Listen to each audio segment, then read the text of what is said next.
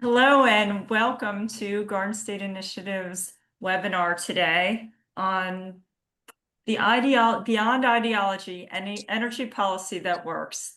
I'm pleased to be joined by an esteemed panel, and I look forward to introducing Robert Bryce, Chris Jeter, Bob Stern, and we are currently awaiting a representative from Gary Palmer's staff. So we're gonna, in the interest of time, move this webinar along, and we expect they'll be joining us shortly, and we can always move our presentation around to accommodate. So first want to start by saying I'm Audrey Lane, president of Garden State Initiative, and pleased to be here today. For those of you dealing with this nasty nor'easter, I'm happy you can be here, and I hope that you're weathering the storm okay, especially for those at the shore in New Jersey. Looks like you've got to buckle down a little bit longer, and I hope you're all doing okay. Garden State Initiative has been working on energy policy issues since 2021. Last year, we released a pivotal report that's been cited often throughout the New Jersey policy conversations and political conversations and actually throughout the nation by Mark Mills. And then we released a new report by Kenneth Richards on the real impact of intermittent energy on our economy and our grid.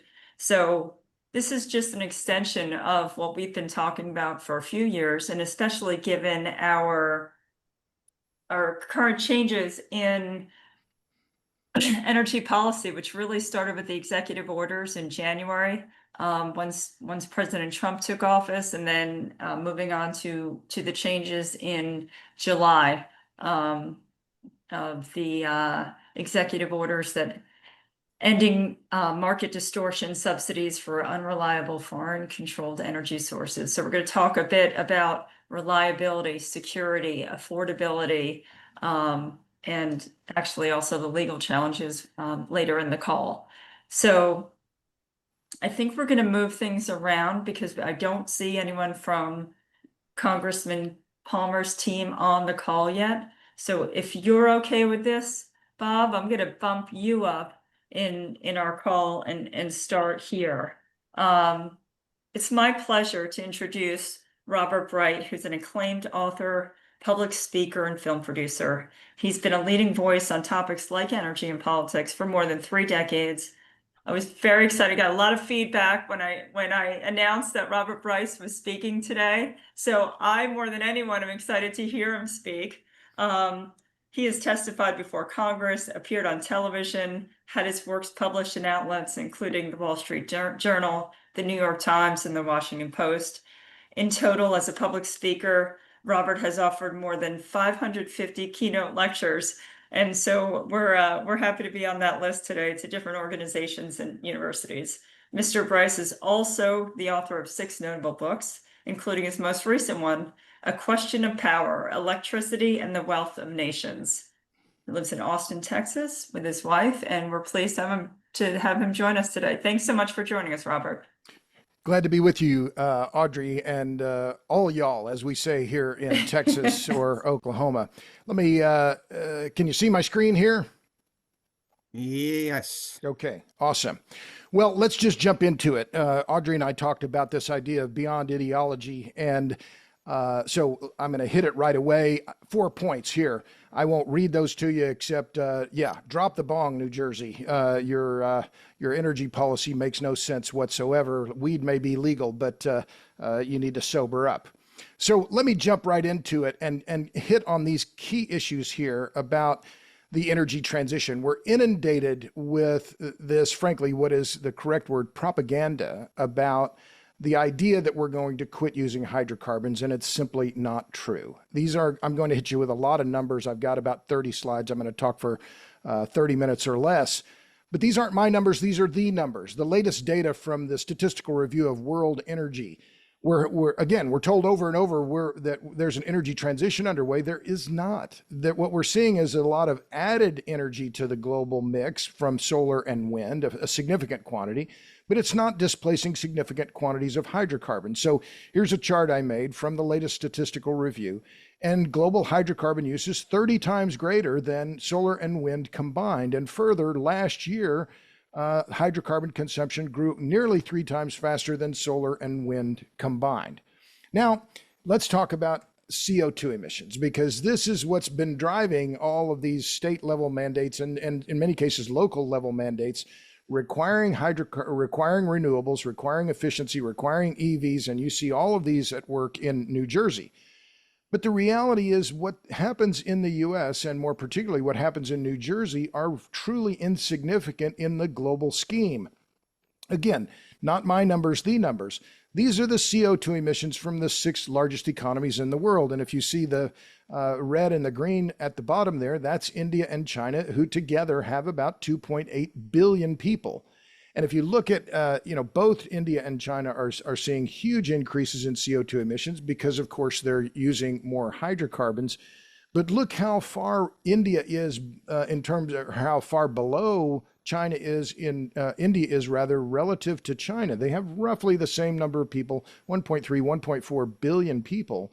But India's economy is growing very rapidly. And so it is reasonable to expect that over the next 20 years, India's CO2 emissions are going to continue rising rapidly. And that wedge that you see in the chart is going to grow.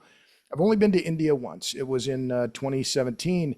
And I don't claim to be an expert, but when people ask me, what did you notice about India? And it is this, that I thought I understood poverty. I didn't really understand what grinding in the dirt poverty is until I went to India.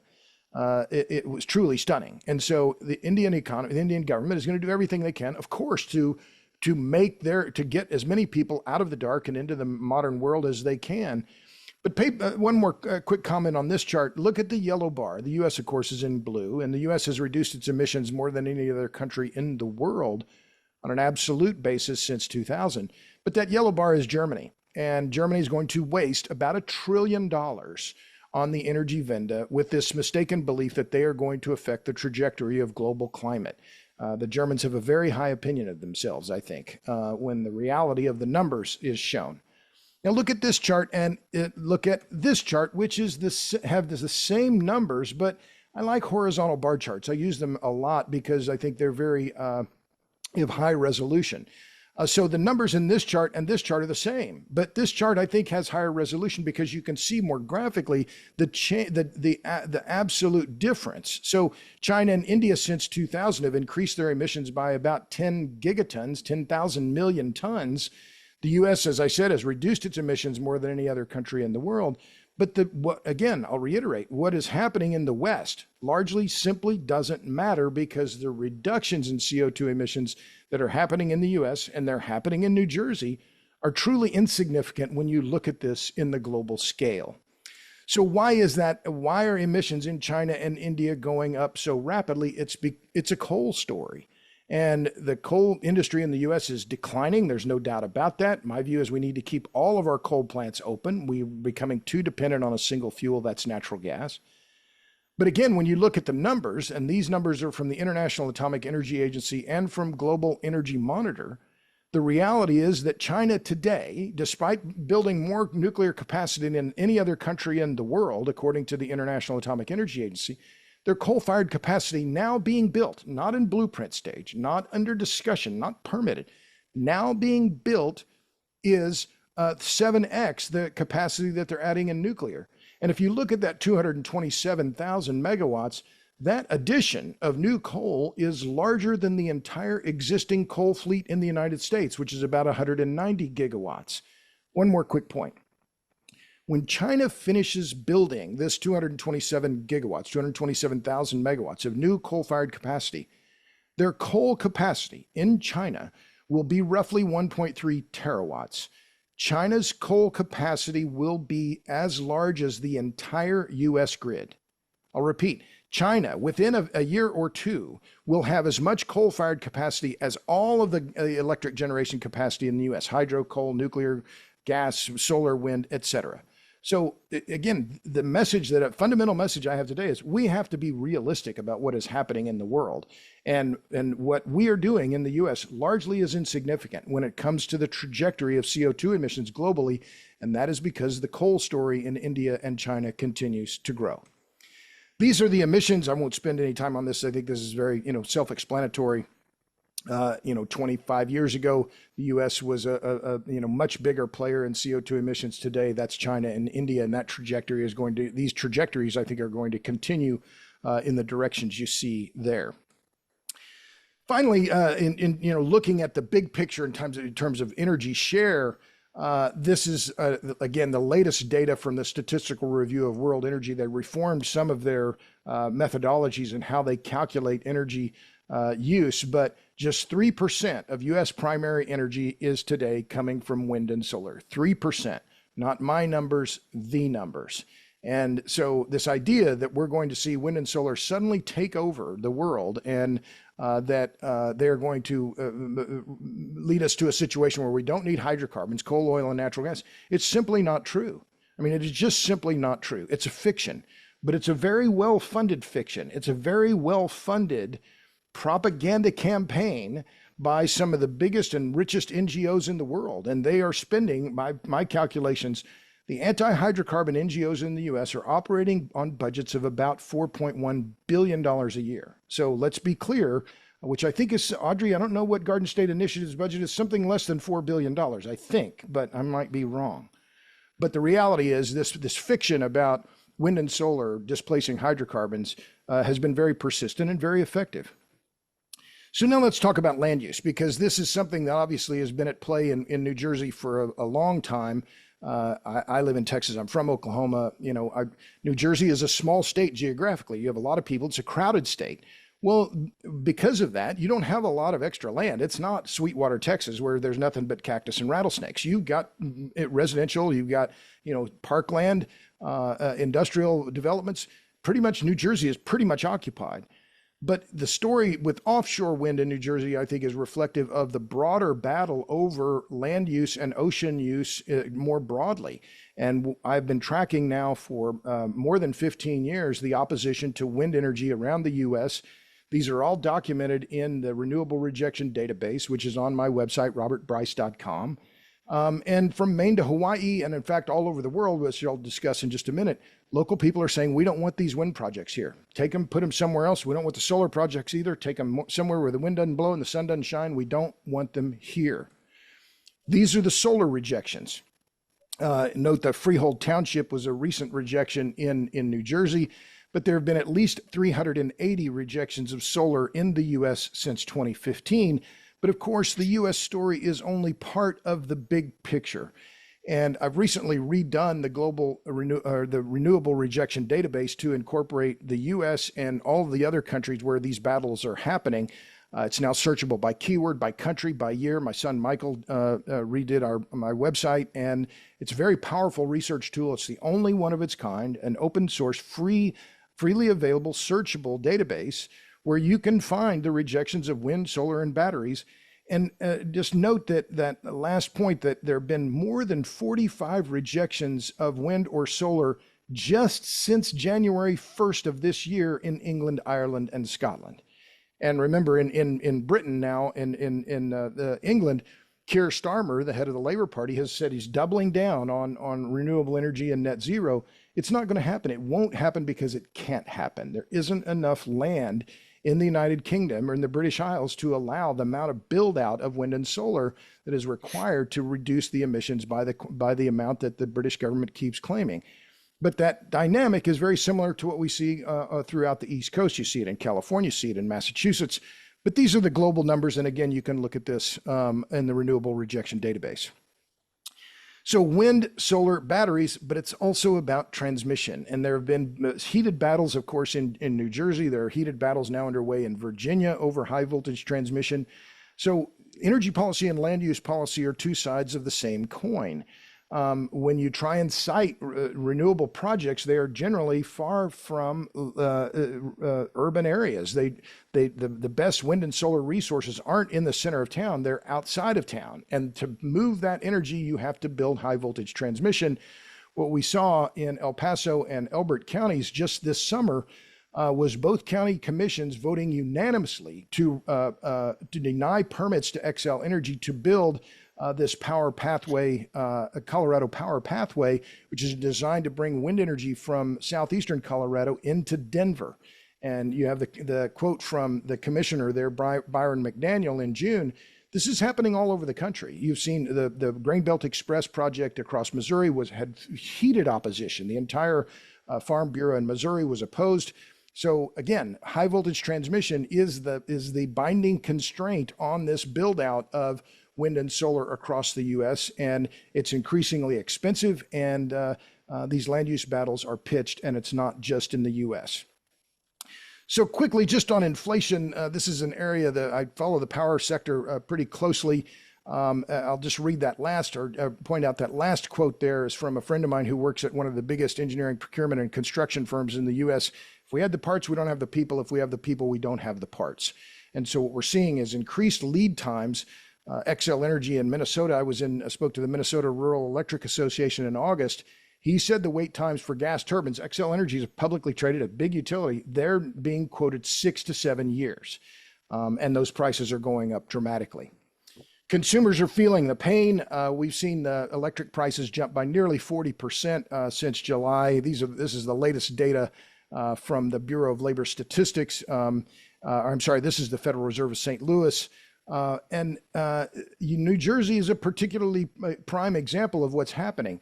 Now, these are the prices, residential prices in 2024, when New Jersey residents were paying about 17% more than the national average. But what we've seen now just in the last few months is that instead of being 17% higher, they're 45% higher. This resetting of rates after PJM held their capacity auctions. This is one of the biggest increases in electricity prices of anywhere in the country. And there's little reason to believe that they're going to come down because of the shortage of power on the East Coast. This is just the reality that you've got to face the facts in New Jersey that your emissions are insignificant. This is jumping back to where we were talking about earlier. This is the New Jersey emissions data, less than 100 million tons a year. That's less than 2% of U.S. emissions and about 0.2% of global emissions. So this idea that somehow New Jersey and Germany and these other countries or places rather where this ideology around emissions has been so strongly supported particularly by the Democratic Party. I'm not a Republican, I'm not a Democrat, I'm disgusted. But the reality is this is policy that is being pushed by the hardcore left elements within the Democratic Party, and they have been very successful. But again, my message today is sober up. You've got to be realistic about what is going on in your state. And you also have to quit closing your power plants. If you look at what PJM has said this year, I won't read that to you, but you're seeing shortages of power generation capacity. And this is particularly important given that we're now entering the age of AI when power demand is soaring.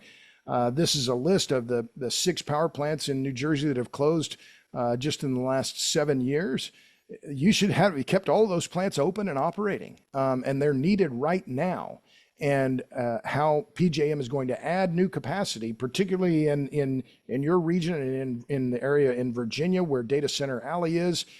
This is one of the key questions for the entire energy sector in the United States is how will we build enough new electric generation capacity to meet the demand of AI and to assure that the grid is resilient and affordable? And this is the key point. What motivates me? Affordability. Who do I care about? The people who wear their names on their shirts, the people who pour the coffee, who fix the cars, who grow things, build things, fix things. Those are the people that are going to get screwed by higher energy prices. And that's what we're seeing now. And so this is something that I think the Garden State Initiative has done excellent work on, and I credit Audrey for it.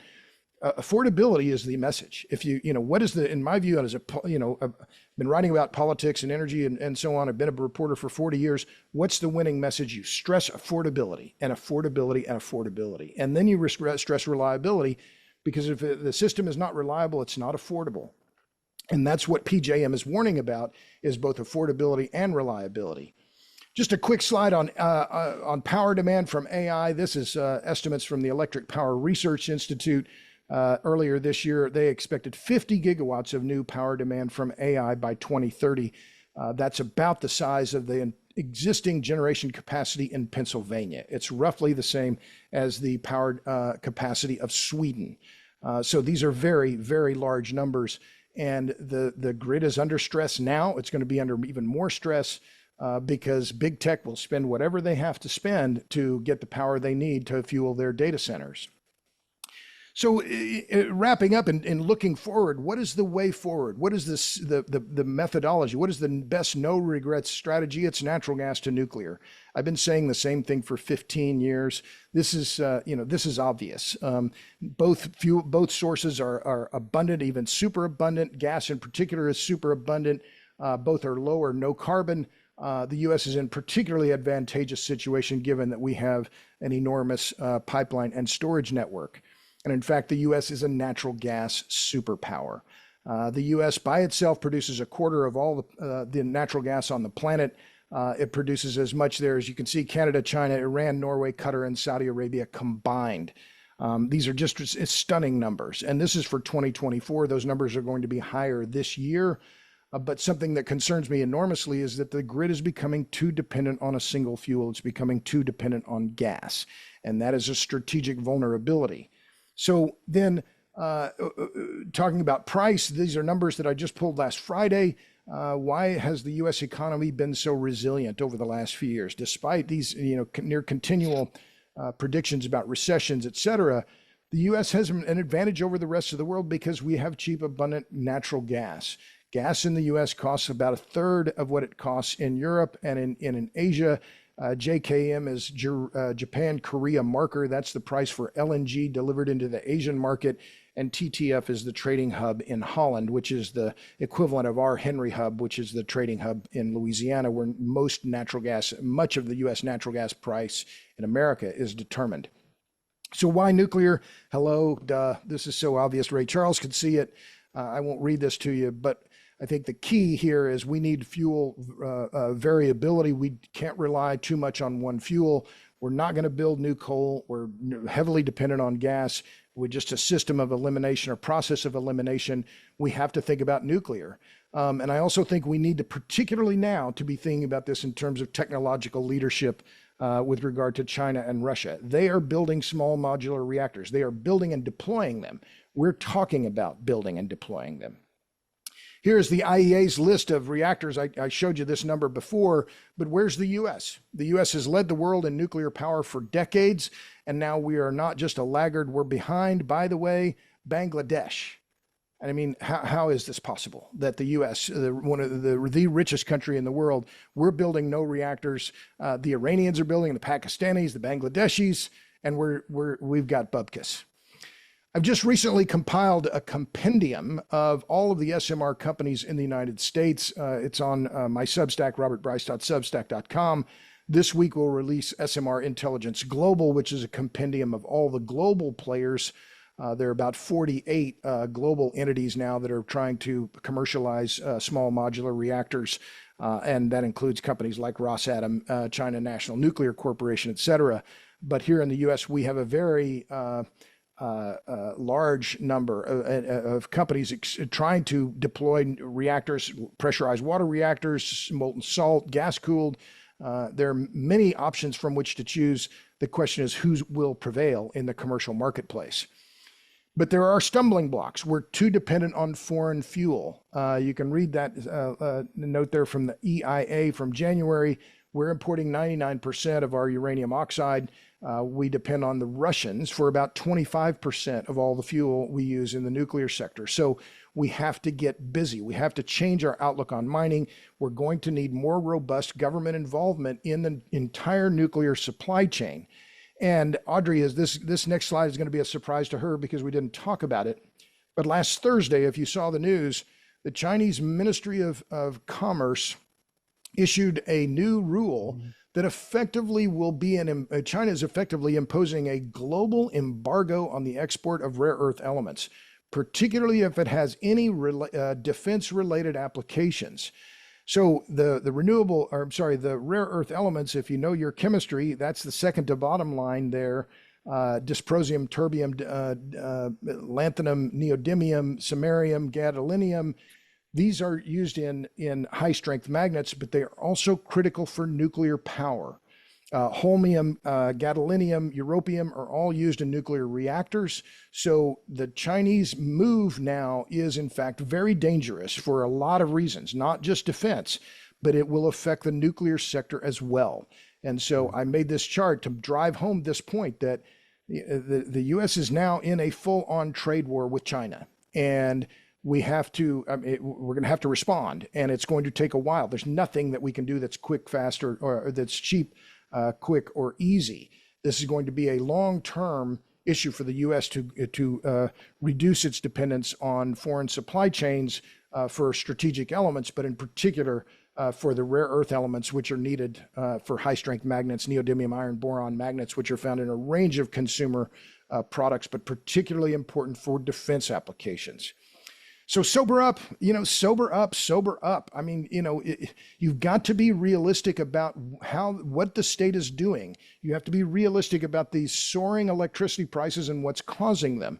The land use conflicts are obvious, and you're just not going to build enough solar and wind power in New Jersey to meet these, frankly, insane net zero mandates. It won't work because it can't work. And yet your leadership, unfortunately, continues to pretend that this is a real plan and that it's doable. It simply is not. And the grid is strained. It's too dependent on gas, and you need to have a very clear-eyed look at what at the future. These are my watchwords. Energy security is national security. Energy realism is energy humanism. We need more of both. These are my books. Wait, here it is. I've got one right here. I should have it at hand. There it is. Question of Power, Electricity, and the Wealth of Nations. Tell your friends, tell your neighbors, congressmen, tell all of your colleagues there on Capitol Hill. You don't have to read it. You just have to buy it. And this is my latest documentary. It's about a 10-minute documentary on the fight to preserve farmland, both here in Texas and around the world, from solar projects. These are my documentaries. On the left is a full-length documentary we released in 2019. On the right is our docuseries, a 5-part docuseries that came out last year. I produced that with my colleague Tyson Culver. Sunblock I did with my daughter Mary, and I'm very proud of these. They're free. They're available on YouTube. And then I'll stop here. I'm on Substack. I've been a reporter my whole career. Never had a real job. I write on Substack now because I can write what I want, how I want, when I want, and at my advanced age, that is a great luxury. And so I write on Substack. I'm on Twitter. I'm on LinkedIn, I'm on YouTube. I'm easy to find on the Google at Power Hungry. Oh, and I'm on TikTok. Yeah, I'm on TikTok. You bet I'm on TikTok. Well, Robert, thank you for these remarks and all of this information. It certainly is a lot to digest and a great starting point, a great jumping off point for the rest of our conversation. I'm going to ask you, because we reworked our order a little bit, if you wouldn't mind sitting tight a little bit, and we'll postpone your Q&A, because I see that we have been now joined by Congressman Gary Palmer, which I greatly appreciate, and appreciate your patience. It seems there's a couple glitches getting on this morning. So I have the opportunity and the honor to introduce the Honorable Gary Palmer now. He's represented Alabama's 6th congressional district since January 3rd of 2015. And during his time in Congress, Representative Palmer served as the chairman of the House Republican Policy Committee from 2019 to 2025. And prior to his election, Representative Palmer served as the co-founder and president of both the Alabama Policy Institute and the State Policy Network, which GSI is a proud member of. And there are several others on the call, I see your names, who are part of that network. Gary Palmer is a member of the House Committee on Oversight and Government Reform and the House Committee on Energy and Commerce. And as part of the Energy and Commerce Committee, He chairs the subcommittee on the environment, which is exactly why we've asked him to join the call today. So welcome, Congressman. Thank you for joining, and it's a pleasure to have you. We're going to need you to unmute. You were almost there. I saw it for a brief second.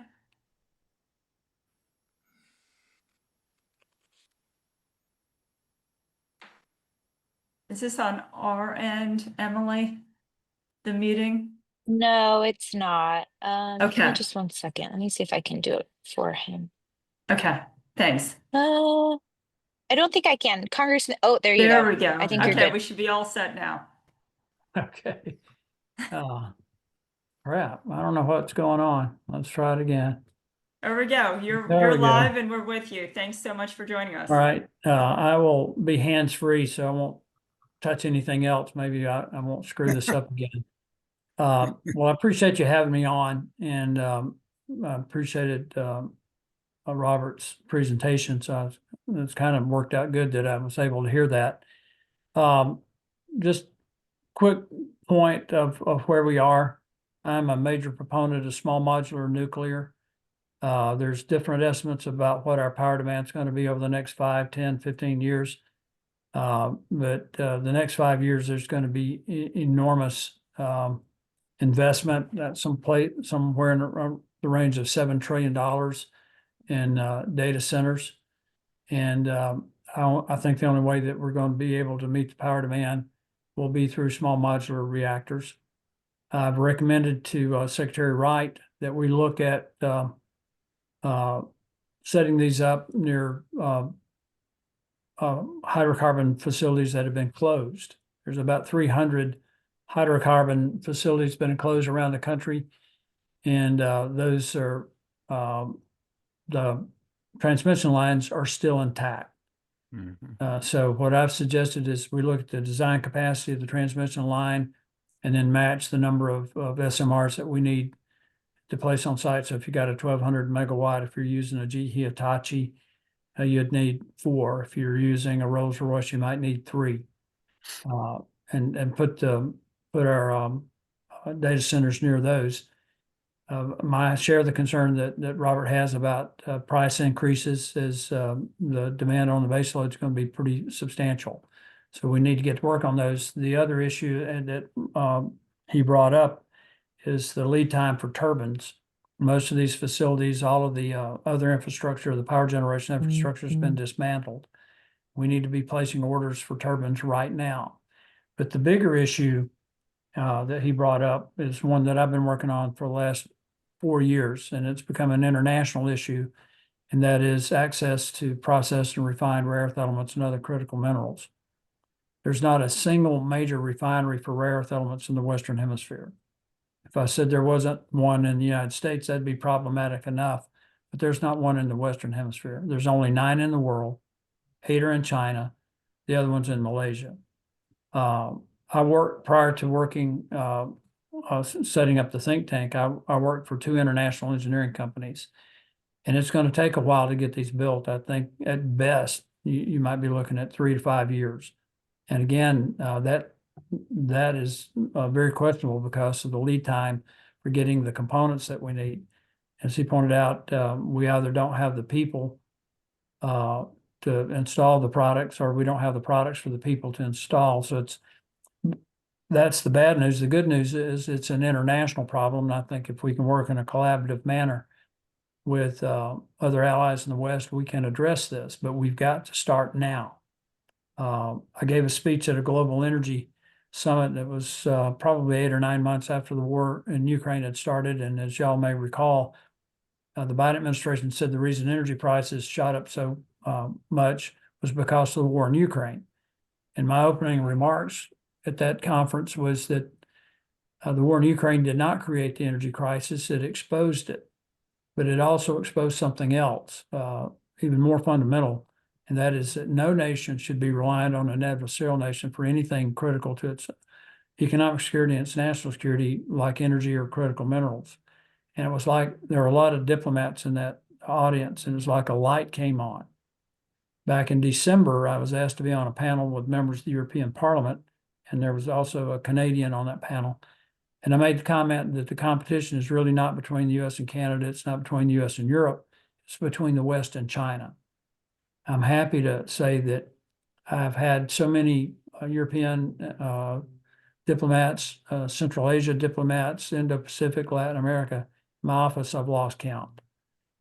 They all realize we're in the same boat. And so I've also launched an effort to create a Western Hemisphere Alliance. Jennifer Butler, who was a former executive with the SPN, is now works with me on this. And we set this up to create a soft power alternative to China. And this has really taken off. So I think the biggest issue we have, and what China did last Thursday caused the stock market to lose about 2.5 points, is we have to make our top priority our ability to secure our supply chain of processed and refined rare earth elements and critical minerals. I've got people all the time coming to me and saying, well, you know, we have this and we have that, we can open this mine and that mine. It doesn't matter. It's like going out and saying that I can build a house because I'll have all these trees, but if you don't have a sawmill and a planing mill, you're not, unless you're going to build a log cabin, you're not going to build much of anything. And that's where we are. So I think the Trump administration and Doug Burgum and Chris Wright has exactly the right people in place to address this. And I'm working directly with the White House on this. It has become a top priority. There'll be some announcements coming out fairly soon about that. But also in the information that I've sent, there was questions about what we're going to do on renewables. We're pretty much eliminating the subsidies for renewables. I'm fine if somebody wants to have a solar farm or a wind farm, but it will not power the demand that we're going to have when we're building these data centers. And it all comes to a point, and I say this all the time, and I believe some of my Democratic colleagues have started to realize the problem that we have. We're in an arms race with China for artificial intelligence and quantum computing. And whoever wins that arms race will not be a superpower, they'll be the superpower. So China thinks long-term, and they have a long-term strategy to be the dominant superpower in the world. And what we saw last Thursday is an example of how we've been asleep at the wheel, and now we're in a very, very difficult position. So with that, I'll be happy to take questions if anyone has any. Well, terrific. I'm going to take the point of personal privilege here as the host and jump in. And this is all fantastic information, great update. So thank you so much for that. My question is at a state think tank, and I think you're uniquely qualified to answer this. You know, we jumped into this concerned about the New Jersey Energy Master Plan. And it's probably the first time that the Garden State Initiative, you know, there's two issues now that the intersection of state policy and federal policy is really at a crossroads, because we have all of these states that have had energy plans and have gone in different directions. Where do you see the role of the federal government now? There's, you know, we've been critical of the New Jersey Energy Master Plan and echoing your comments that, you know, intermittent energy isn't going to keep the lights on at an affordable rate and provide the sustainable energy that we need. How do we balance state policy here and federal policy on energy? And this is exactly why, you know, we invited you to talk, because this isn't just about New Jersey at this point. And how do you see this happening? Well, the first thing that people need to understand, this is a national security issue. This is not typical garden variety policy. And we have to address this. If you just look at it from opportunity, economic opportunity, New Jersey will be left behind. Alabama is going to become one of the top targets for data centers for two reasons. One, we have a state willing to work. We're open to whatever we need, but we also have enormous amounts of water. Alabama has more navigable water than any other state in the country, and we've already got at least 4 data companies looking at locating data centers here. Wow. But you have to look at that combination of things. It's also a problem for China, though. China does not have the water resources they need. Their demand for water is going to be about 230 trillion gallons per year. Their capacity is about 165. I think there's going to be enormous pressure put on their neighbors because most of the headwaters of the major rivers are located in the Himalayas or the western part of the country, and the drainage is down into Southeast Asia. And I'm concerned about what China's going to do there to secure the water that they're going to need for their data centers. But we have a huge advantage in that. In terms of what the federal government may do vis-a-vis the states, I think we're going to take the path of least resistance. But if push comes to shove, because this is a national security issue, we may use the Supremacy Clause and maybe the Defense Production Act to be able to permit on day one and locate the facilities where we need them. One of the reasons I brought up the shuttered hydrocarbon facilities is those are brownfields, and we've got 2 problems here. It's not just the data centers that we need to build. We need to build processing and refining facilities, and there's going to be an additional power demand created by those. And what I've suggested is that we build them on these sites that were closed because, for instance, if you're doing processing, you need to have rail or barge, some way to bring the aggregate in, and you need to have an offloading facility. Well, a former coal-fired power plant is perfect for that. You build it that. It also eliminates the not in my backyard issue for so many people because those facilities are already there. I think we could do the same thing with some of the data centers, as I mentioned earlier, is to build on those sites with small modular reactors and build your data centers on those sites. Some of them are going to require a substantial amount more land area, but you've got particularly the coal-fired, you've got the water resources there too.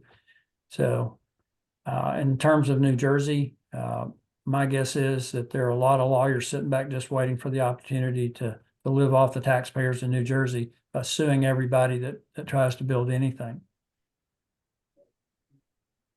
I hope you're not right. I hear why you're saying that. I certainly live here and I've heard the that reaction before. You did mention a multi-trillion-dollar investment in energy in this country. When do you see that happening, and how do you see that rolling out? It's a multi-trillion-dollar investment in data centers, and it's going to include energy. We had a meeting at the White House about 3 weeks ago. It was with Lee Zeldin and one other member of the Senate who basically chairs the counterpart to the subcommittee that I chair, and about 24 data CEOs. And this is starting right away. One of them is actually has already been in contact with me about possibility of locating in Alabama.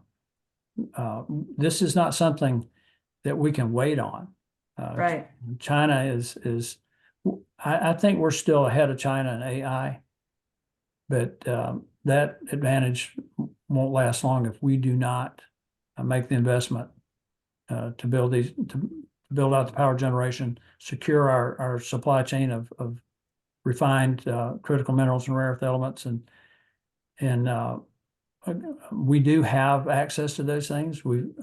I'm very pleased to tell you that there is a spirit of collaboration with our allies, European and even in Canada, because as I said earlier, we're all in the same boat. Absolutely. And when you talk about our allies and energy policy globally, I certainly here at Garden State Initiative, we've learned some lessons from what maybe has gone wrong overseas. To what extent in your committee do you look at kind of failed experiments of the energy policy internationally and take a page from that as you look forward? Well, I think Germany and England both are prime examples of this. Spain, with what they went through back a few months ago, are all examples of this. It's interesting. I rarely recommend anything related to France, But they did two things that really make a lot of sense, and it also addresses one of the issues that Robert brought up, and that is procurement of the uranium pellets that you need for your nuclear. They built about 70% of the power comes from nuclear, but they used standard design. And from an engineering perspective, this creates an economy of scale. It reduces your costs, it increases your safety, but they also designed advanced reactors that can reprocess what we here consider waste or spent fuel. Those fuel rods that are encased in concrete in 39 states retain 90% of their energy capacity. We can recover 96% of it. I asked the director of our nuclear laboratory if we built advanced reactors and used to reprocess, to recycle the spent fuel, how long could we operate? Had he looked at it, he said he had actually run the numbers. We could operate over 100 years. Wow. So that doesn't mean we'll completely eliminate our need for uranium pellets, because we've got these older reactors that we want to keep operational. But this is the way we ought to go. And this is why I keep pushing it. Small modular reactors, you can build most of your components in factory. You can almost have a production line. And if we decided to site these on 40 or 50 of these shut down old hydrocarbon facilities, you create an economy of scale there. You create a standardization that will allow us to build these things out.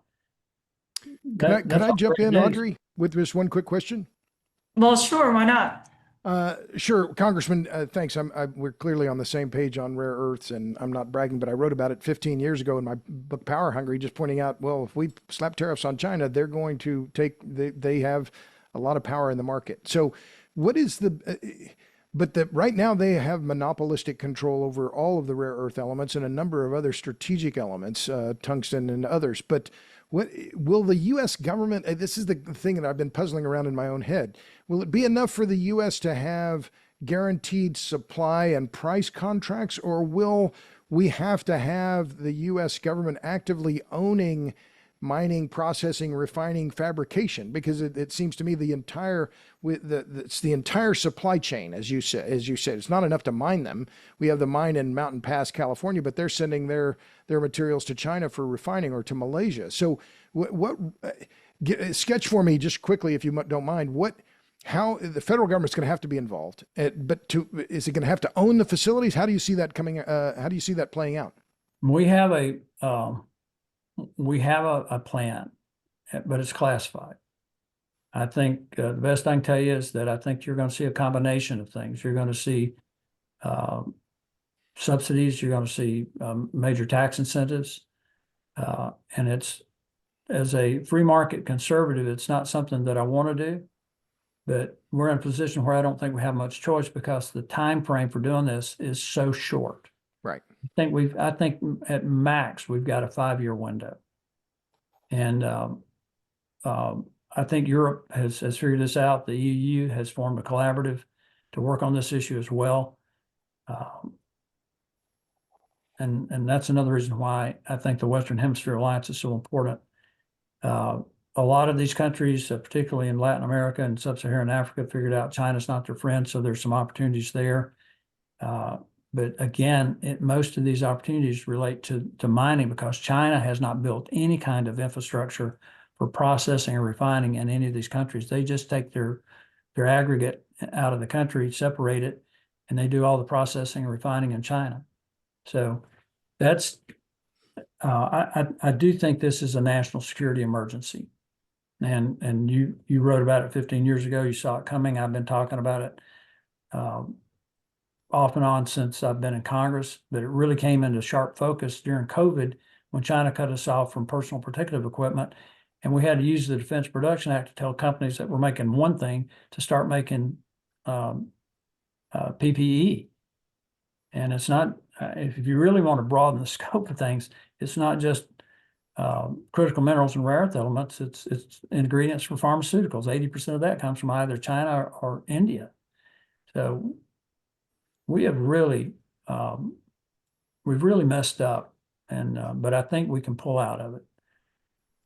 Thank you. Well, that's a great kind of place to pause here. Is is the optimism of where we can go from here, because we have really been critical of the energy policy and where it's left us in New Jersey.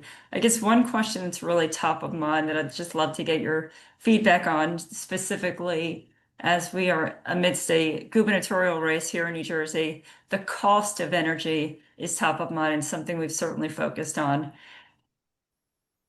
Can you not have a crystal ball here, but what is your forecast for, and it seems like you're hedging this way with the idea of subsidies to an extent, of the cost of energy for people in America in the coming New Jersey and then, you know, broadly the US, in the coming year. I'm not sure we can stomach too much more of a price increase in New Jersey. So do you see this stabilizing, and what do you think the role is of the government in this problem?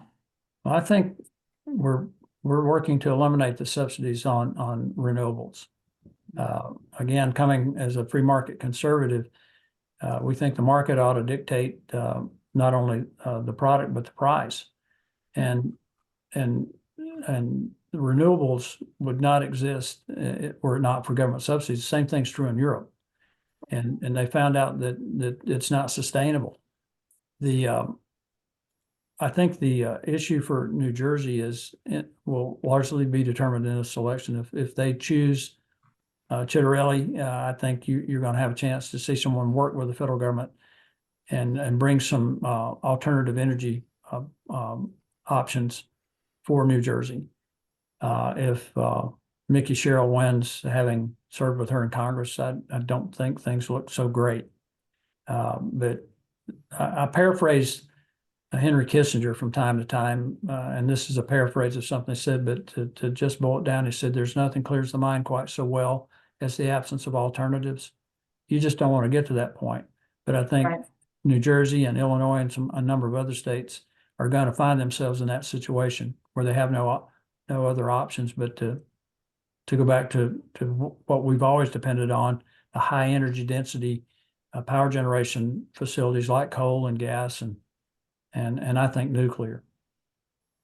Well, we certainly appreciate your time and insight on this. It does leave me with some optimism to know that you're looking at SMRs. It's certainly something that we've been talking about here. And we look forward to watching your progress in committee. Thank you so much for your time. And we're gonna move along in the program, but we look forward to watching your work in DC, and we'll be reporting on it from Garden State Initiative. So thank you so much. We really appreciate your time. Thanks for having me on. Of course.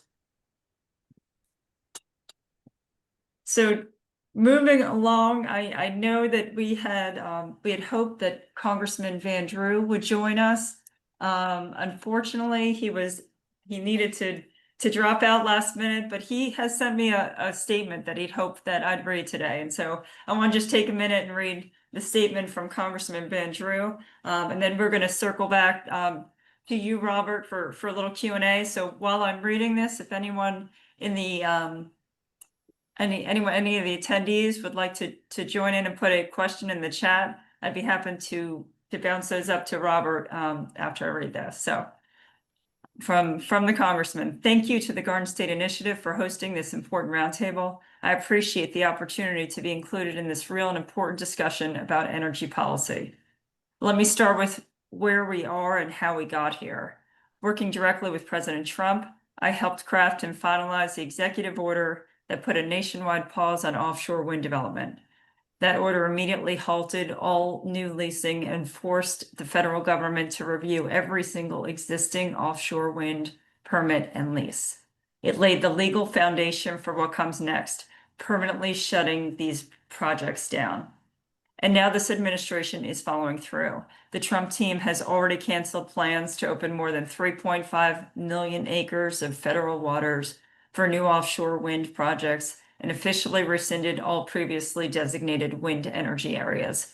The reckless expansion of offshore wind has been stopped in its tracks. With the Supreme Court overturning the Chevron doctrine, we finally have the power to go back to the letter of the law, and that means revoking illegal permits and terminating leases that were rushed through under the Biden administration. We're now building the legal framework to permanently end these leases, starting right here off the New Jersey shore. I'm working closely with Secretary Burgum and the Department of the Interior to ensure that this is done quickly and done right. But this fight's more about just stopping something bad. It's about building something better. America's energy future must be reliable, affordable, and rooted in reality. Offshore wind was never the answer. It was a political experiment that came with sky-high costs, broken promises, and serious national security risks. It threatened our fishing industry, our tourism economy, our marine environment, and even our radar and defense operations. We're now charting a new course. The future of American energy will be based on what actually works. That means strengthening our nuclear energy capacity, expanding clean natural gas, modernizing our transmission systems, and investing in American innovation that lowers costs for families instead of raising their bills. Energy policy should serve the American people. We can protect our environment, strengthen our economy, and achieve true energy independence all at once, but only if we focus on proven solutions, not Green New Deal pet projects. So as we move forward, my message is simple. America's energy future will be built by American workers, powered by American resources, and guided by American common sense. That's how we'll keep our bills low and our nation strong. Thank you again to the Garden State Initiative for hosting this critical conversation. And again, that is from Congressman Jeff Van Drew. So I want to make sure I read that to all of you today. So we're moving along. I want to have you jump back in, Robert. Maybe offer any response to what the congressman said, and if there are any questions. I see a couple popping up, but why don't you start, Robert, with any initial reaction, and then I'll get to these questions in the chat. Sure. Well, I think, I mean, it was interesting to hear his take, Congressman Palmer's view on China and China's supply chains. You know, these strategic elements, whether it's uranium or samarium, neodymium, praseodymium, dysprosium, these are, China has now declared effectively a trade war. I mean, we were in a battle, but this is full out trade war now. And so this directly affects the energy sector. Lanthanum is used in refining of oil products. So I'm not a China basher, but we have to be very realistic about where we are. But I think his overall take was right that, you know, with this amount of new investment going into AI and data centers, there is a premium that will be placed on power. You know, he's from an Alabama guy, not, you know, an East Coast guy, not a New Jersey guy. So, you know, they've been somewhat insulated from these price increases, but I think his sentiment broadly on affordability is exactly, it's right on the dot. And, you know, glad to hear that he's working with the administration. You know, I have more than a few quibbles with how, you know, President Trump handles his business and what they're doing. But on the energy front, I think they've been exactly right. Almost pretty much everything they're doing is on. And I gotta tell you, I am loving these offshore wind cancellations. I've said it before. I'll say it again. The only thing dumber than onshore wind energy is offshore wind energy. So, you know, it's certainly something we've been critical here. I'm going to, and I'm looking at a couple of the questions here. There's a question on Reggie. I know, Robert, you and I spoke last week, and that's really not something in your wheelhouse. So I'm gonna skip that one for now. Do you have any comment on a realistic future for carbon capture technology in the United States? Is that something that you would normally comment on? And do you see the United States or energy companies wanting to invest in hydrocarbon capacity in the face of, I don't know, possibility of federal emissions regulations and things of that sort? Sure. I'm very skeptical of carbon capture for a lot of reasons. One, it's a very energy intensive process. The penalty, the parasitic load for carbon capture on a power plant is anywhere from 25 to 35%. So that's an enormous amount of juice that just goes into the process of capturing the CO2. Then you have a colorless, odorless, worthless gas that's an asphyxiant and heavier than air that no one wants. And so, you know, there are geologic problems there, but the big issue just is cost. I think it's a non-starter and has been a non-starter for a long time, but there are a lot of entities that are looking to collect subsidies. So I think that, the idea of capturing carbon post combustion makes no sense. We have to reduce the amount of combustion of hydrocarbons if we're serious about reducing emissions, and that's why I've been so pro nuclear for so long. It's interesting when we started writing about energy policy in New Jersey. I think I would have been surprised if you told me we'd be thinking about China and the global view quite as much as we are. But as mentioned earlier, we've certainly learned a lot of lessons from the global experiments that have happened throughout the country and certain policies that we've replicated and tried to enact here in New Jersey as well. So while this started as a New Jersey very grassroots issue, and Bob Stern's going to talk about this in a little bit, it really is much of it's not quite just a New Jersey issue, and also your slides and your points of, even if these were policies enacted that would have a massive impact on the environment through different technologies, our ability to move the needle at all with regard to emissions reduction is minuscule given just the size of our state. So it's interesting, this intersection of the state and federal policy. And I'm wondering, when you speak and when you speak on these issues around the country, what's your take on state policy with regard to energy policy? What's the role, and where do you see the intersection of the two? Sure. Well, that's a key question, right? So I look at it from the political lens. So, the Marine Corps has a great line about turn the map around. What does the map look like from your opponent's viewpoint? So if I'm the head of this Sierra Club or, NRDC or one of the others, these, lavishly funded NGOs, how do I look at the landscape in the age of Trump? Well, it's clear you're not going to win your battle in Washington now, right? You're outnumbered and outgunned, right? That they're going the other direction. So what do? You go to the state and the local levels, and that's clearly what they're doing. And so this has been a multi-pronged strategy from the left and the climatistas for a long time. And they've been very effective. Give them credit. They went to the Berkeley City Council and got a ban on new natural gas stoves. Well, that's a heavy lift, right? How hard was that? I'm sure not too difficult, right? But you see now in New York, your neighbors with New York, they are going forward with a ban on natural gas stoves in the state of New York, even though it's a clear violation of the Energy Policy and Conservation Act of 1975. So the battles are going to continue. There's just no doubt about it. But the NGOs, the climate activists, they are going to be moving, and have already. I mean, they've been doing it for a long time, a multi-pronged strategy, state, local, and federal. I think now they're saying, well, we're going to sue at the federal level, but we're going to continue our activism and policy making at the city and state level. So it's very important that groups like Garden State Initiative and others in the state policy network recognize this and push back, because they're getting traction. The climate activists are getting traction with a lot of bad policy, much of which is in violation with federal law. So couldn't agree with you more. And I think if we don't have questions, this is actually a perfect time to transition to, speaking of legal challenges, to the update from Bob Stern, who's on this call as a panelist. And for those of you on the call who don't know Bob Stern, I highly encourage you to look up the work that he's been doing with Save LBI. There's a number of grassroots organizations that are doing phenomenal work in New Jersey, and we've all kind of taken a different lane on this issue. Garden State Initiative is really looked through the economic lens.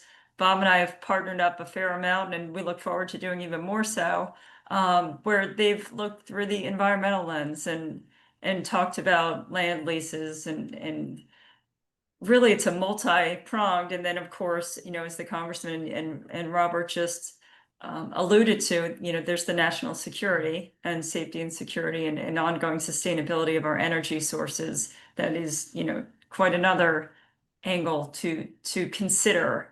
So right now I'd love to jump over to you, Bob, get your update. You've had quite a busy couple of months, a lot of news to share. So what I'm going to do now is just give you the microphone and have you share.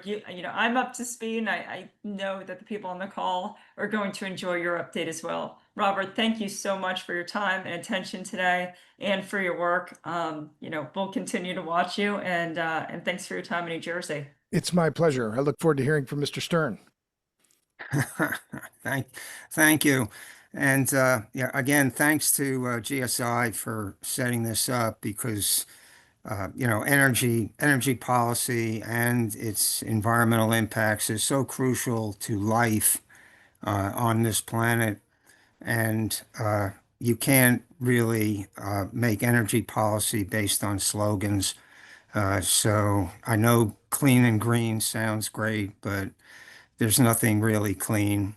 And to the extent we can bring some facts and some information onto this subject, I think it's great. Um, I am heading the group called Save Long Beach Island. As you can guess from the name, we were not too enthusiastic with the offshore wind project that was proposed just 9 miles offshore, which is extremely unusual compared to other worldwide projects. But at any rate, uh, in a former life, I managed the environmental reviews for the Energy Department in Washington. And so I think I've got a pretty good sense of when these environmental reviews, and that means, the environmental impact statements, Marine Mammal Protection Act documents, Endangered Species Act documents. I think I know pretty much when these things are being done right and when they're being done wrong. And it struck us when we first heard about the project and the process that the agencies were going through, that this was not going to be done right, just in terms of process and getting right information and getting good public input. And we did focus a lot on environmental impacts of this project, which I'll explain briefly just so you know why we're so opposed to it. But also, we did look at the energy aspects of this because when you look at an environmental impact statement, one of the first things to look at is the purpose and need of the project. Because once you define a purpose of a project, then you can define what the alternatives are to pursuing that. And impact statements are really supposed to be more about alternatives and choice than they are about the impacts of what the agency wants to do. In fact, that was why Congress passed the act in the first place, because they knew once agencies get started on a particular path, here it was offshore wind, it's really hard to get them to think about something else. But at any rate, when we looked at purpose and need for the project, we really couldn't find it. There are words they throw out about climate change, but has been mentioned. These projects have virtually no impact on climate change. And if you have the patience to look into the appendices of the impact statements, the agencies actually admit that. So you say, well, okay, maybe it's to provide some decent electric energy to the state of New Jersey. But there again, when you think about what you want from an electric supply system, you want things like reliability. Um, you want these projects, these generation projects to live a long time because you spend a lot of money on them, and you want them to be affordable. And on the first two, obviously offshore wind is not a real good supplier. It's not reliable, it's intermittent. And on the latter, it is hugely expensive, as the other panelists have pointed out. Just for the Atlantic Shore South project that was proposed off LBI, you were looking at 15% rate hikes for the state. That's the whole state pays for it. And if you include the transmission costs and the grid backup needed, you're approaching 20% increase in statewide electric rates just from one project. And if the 11,000 megawatt project or program was pursued, then you're talking about essentially doubling the state's electric costs by the year 2045. So these projects are hugely expensive. We could not find any real benefit to it. And then when you look on the environmental impact side, they are certainly not clean and green and benign. Uh, and the obvious one that we started with was the proximity of the project and essentially the destruction of the seascape that you would no longer have in New Jersey, a pristine seascape. And, our opponents say, well, no, that's just aesthetics. That doesn't matter.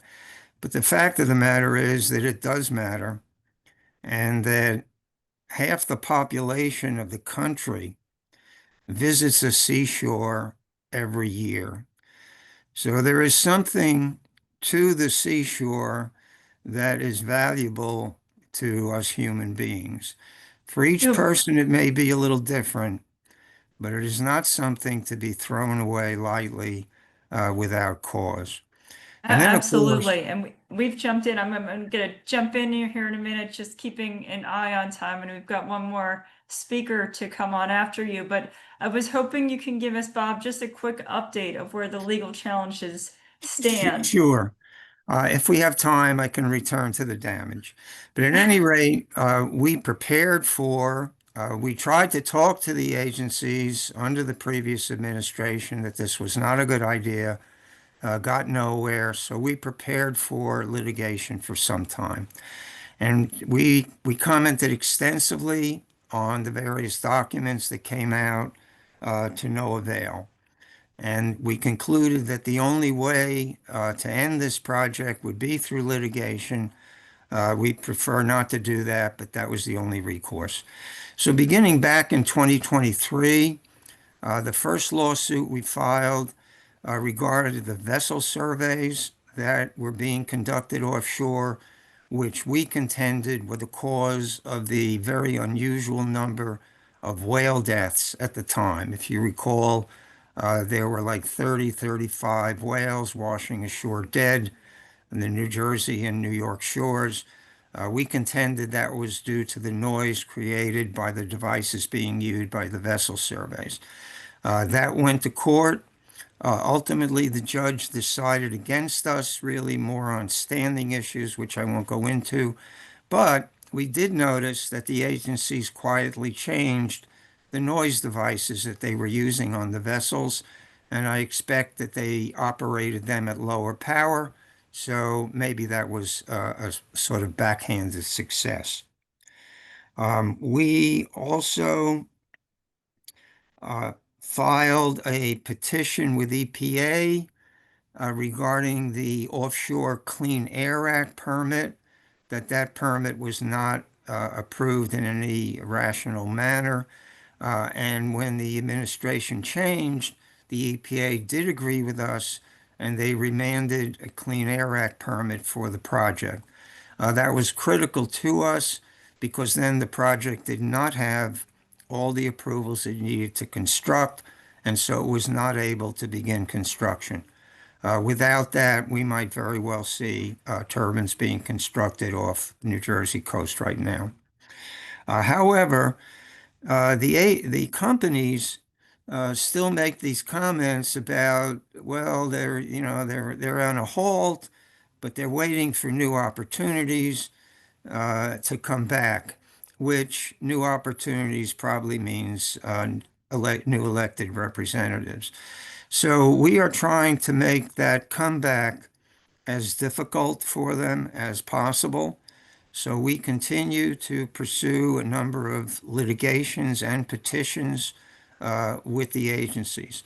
We filed a major lawsuit against the Atlantic Shore South project fairly recently, and BOEM recently basically agreed with the contentions that we had in that lawsuit, and they have asked the court to remand the construction and operations plan for that.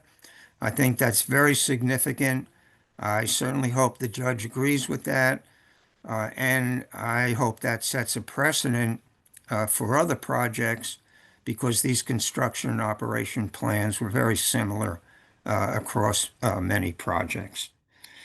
We have also, in connection with that, asked Secretary Burgum, working with Congressman Van Drew's office, to cancel the lease area itself.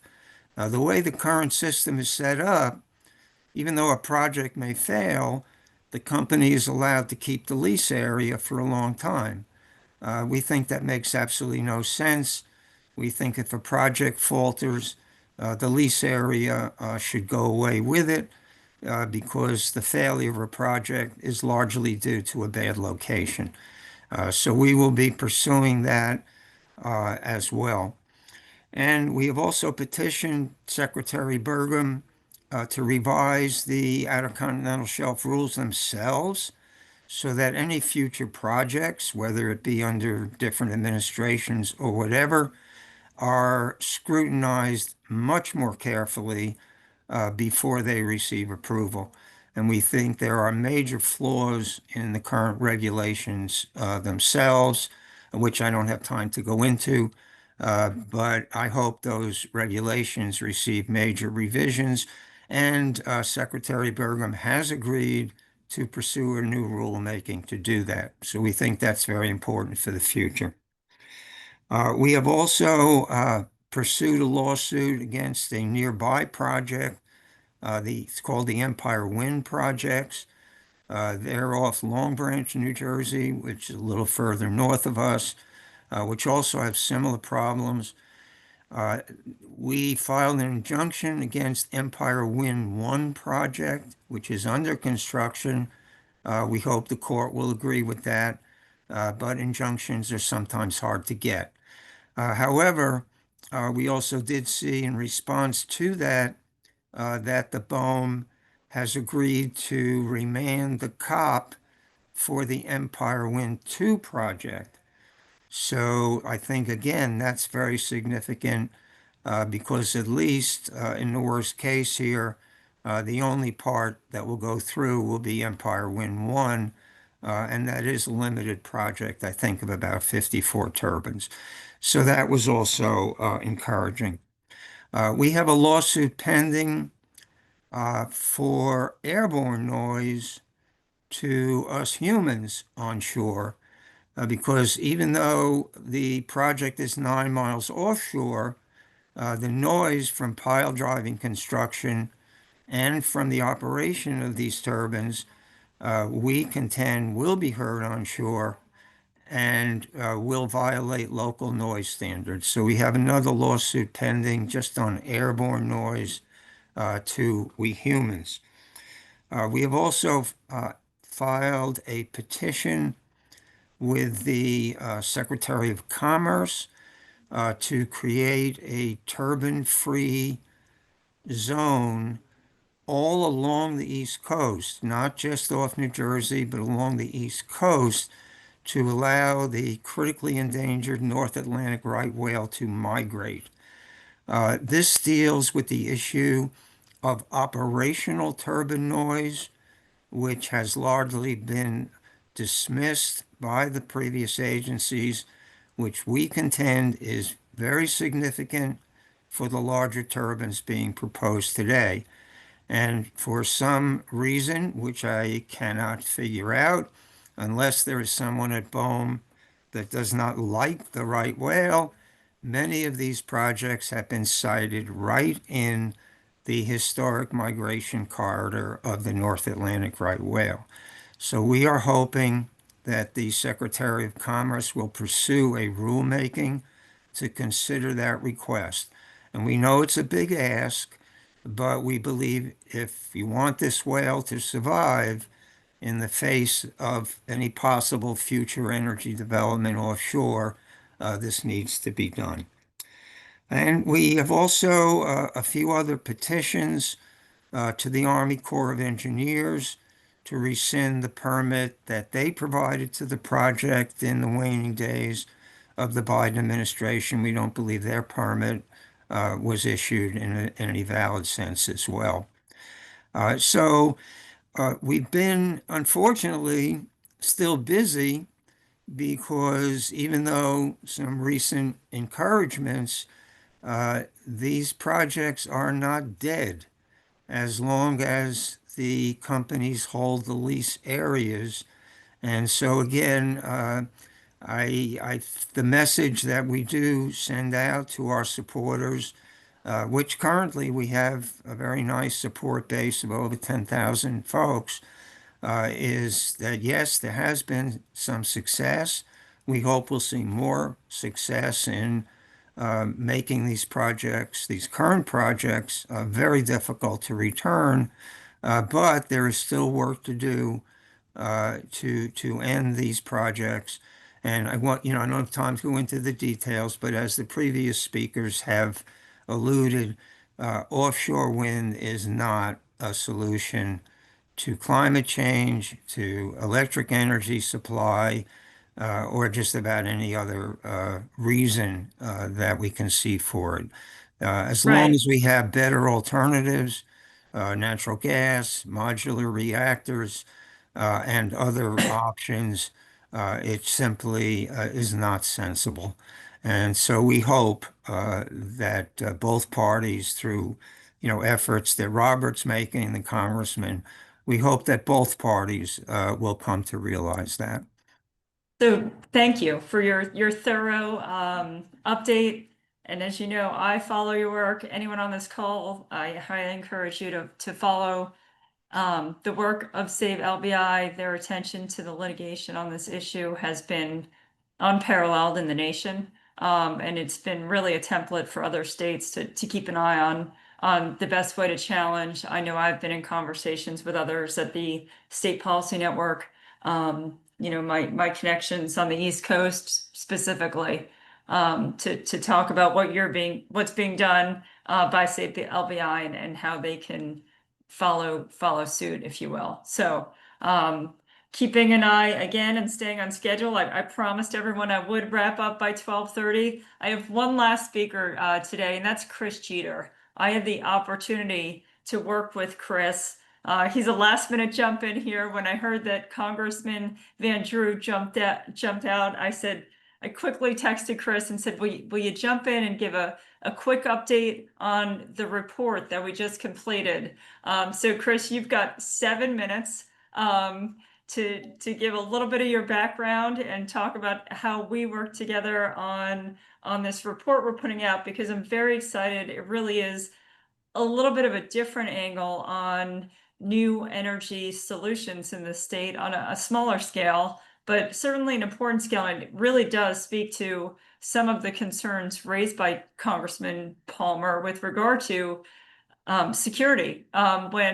When energy sources in the face of emergency, and actually this couldn't happen on a more timely day, as we've got a nor'easter hitting New Jersey, because that really was the impetus for the project that you're about to talk to. So Chris, please introduce yourself, and I look forward to hearing your remarks.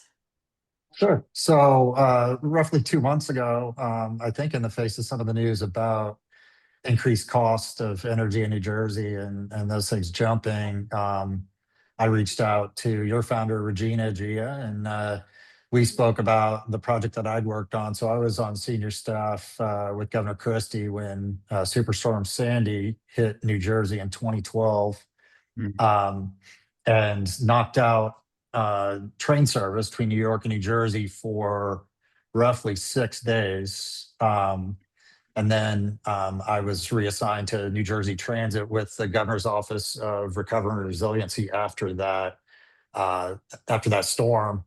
The largest grant that we received from the federal government in that recovery resiliency process was New Jersey Transit Grid.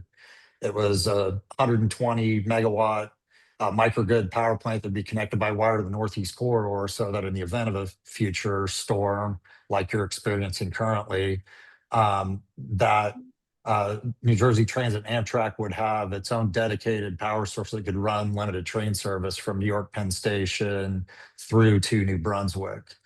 That project was I was on the senior team at New Jersey Transit for roughly 4 years after we received that grant.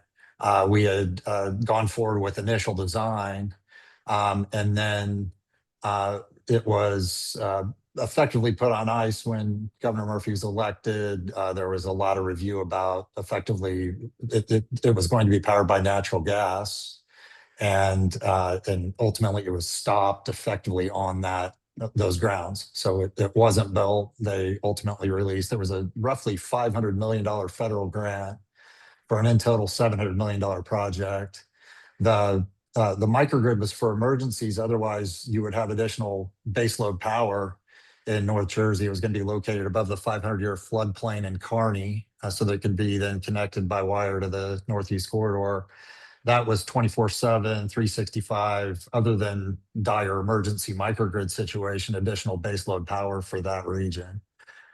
So as Audrey stated, we've been working for about the last 6 weeks. We've got effectively final copy, and I think they'll be publishing my short white paper on that history and some of my recommendations about this was an initiative of the Department of Energy of the Obama administration. They were looking to put these microgrids in key infrastructure locations for